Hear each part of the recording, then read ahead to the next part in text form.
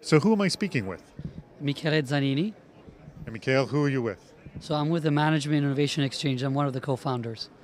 Explain what that is for people who don't understand. So the Mix, which is accessible at www.hackmanagement.com, is a crowdsourcing platform aimed at reinventing the future of management. I spoke to one of your colleagues about the hackathon, so we don't need to talk about that. But what I want to talk to you about is some of the very unusual and unique, I guess, management practices that you've seen in your sort of crowdsourcing effort. Can you give me some examples? Sure. I mean, the site is basically collecting insights from practitioners from around the world. And, we're essentially looking for the most radical yet practical ideas for management innovation. So innovation of practices such as strategic planning or people review or resource allocation and the like. So let me just try to give you a couple examples, maybe starting with strategic planning. So, in most companies, strategic planning is done by a few people at the top who think big things for a week or two in the company of consultants, and then tell the entire company what the plan is. On the Mix, we have a bunch of stories of companies that take a completely different route. So instead of going top down and relying on the wisdom of a few, they go bottom up and rely on the wisdom of everybody in the company and sometimes outside. So Red Hat is a perfect example.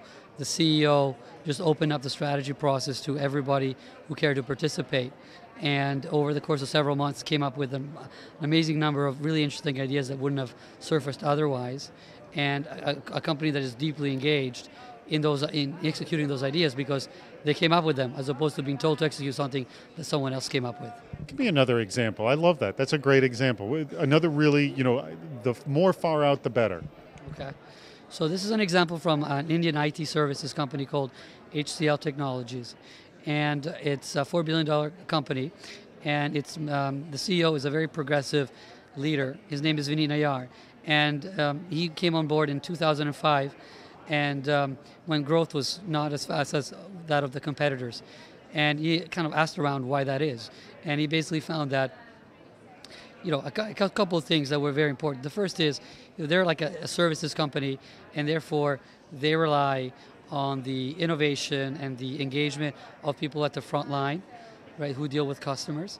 And the second finding was that the way these people are managed doesn't allow them to actually be very productive. In a way, the management model made these people at the front line accountable to the managers, but they didn't go the other way around. So the managers weren't accountable for these people to be effective, right? And to support the people at the front line. So he basically undertook a campaign to reverse accountability and make managers accountable to the people at the front line. And so there was a set of innovations that he teed up over the course of 5 years. So it's kind of a long journey of transformation. I'll give you a couple. So one is called the Smart Service Desk. You're probably familiar with service desk in IT context. So if your computer breaks, the help desk gives you a ticket. They open up a ticket to reflect the issue, and they only close it once your issue gets resolved. So he applied that concept to people dealing with top management, like the CEO, as well as support functions such as finance, HR, and IT. And so if you had an issue or had a question, you'd open up a ticket. So if you had an issue with the CEO, you'd open up a ticket against him. And then it'd be up to the company to resolve it in a particular time frame. And if the person who committed to resolving it for you didn't resolve it, it would, and in the time frame that they promised, it would get escalated up to the next level, all the way up to the CEO. And it just was an amazing kind of effort and initiative that really made people feel like they had a voice, that if they had an issue, they could flag it, and if the issue wasn't getting addressed, it would just go up all the way to the CEO. And at the beginning, they were flooded with these tickets. They got 30,000 a month, which is overwhelming.